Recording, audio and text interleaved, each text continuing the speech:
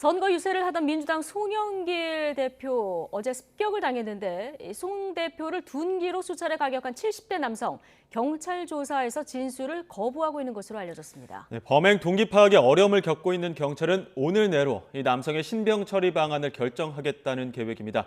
취재기자 연결합니다. 신준명 기자. 네, 사회 일부입니다. 예. 자, 송영길 대표 다행히 위험한 곳은 피해가서 오늘부터 붕대 감고 유세에 동참하는 이런 모습도 볼 수 있었는데, 자, 이 송 대표 피습은 어제 정오쯤 발생한 일이죠?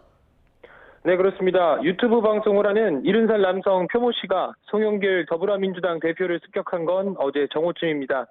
당시 송 대표는 서울 신촌 젊음의 거리에서 이재명 민주당 대선 후보 선거 유세 활동을 하고 있었는데요.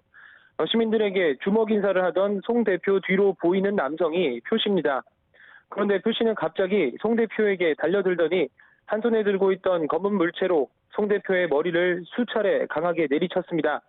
표 씨가 사용한 둔기는 검정 비닐봉투로 감싼 망치였던 것으로 현장에서 확인됐는데요. 당시 현장에 있었던 민주당 관계자의 말을 들어보겠습니다. 갑자기 나이 드신 할아버지가 망치 꺼내갖고서 그냥 3번 이상을 때렸더라고요. 3초 만에 싹 들어가고 때렸더라고요. 머리를 심하게 다친 송 대표는 곧바로 인근 대학병원 응급실로 옮겨진 뒤 봉합수술을 받았습니다. 송 대표는 두개골 바깥 부분이 함몰되면서 뇌진탕 소견을 받아 병원에서 수술을 받았습니다. 다행히 생명에는 지장이 없어 어제 퇴원한 송 대표는 오늘 오전 서울 여의도 1인 유세를 시작으로 마지막 선거 유세 활동에 동참했습니다. 네, 70대 남성 경찰 조사에서 진술 거부하는 걸로 알려졌는데 경찰 수사는 순탄치 않은 상황이죠? 네, 표 씨는 어제 범행 직후 현장에서 경찰과 시민들에게 제압당한 뒤 현행범 체포돼 서울 서대문 경찰서로 압송됐습니다. 표 씨에게는 특수상해와 선거유세 방해 혐의가 적용됐는데요. 표 씨가 대부분의 진술을 거부하고 있어서 경찰이 범행 동기 등 정확한 사건 경위를 파악하는데 다소 어려움을 겪고 있는 것으로 전해졌습니다. 경찰은 오늘 내로 추가 조사를 마친 뒤에 구속영장 신청 등 신병 처리 방안을 결정할 계획입니다. 표 씨는 한미연합훈련을 반대한다고 주장하는 진보 성향 유튜버로 알려졌습니다.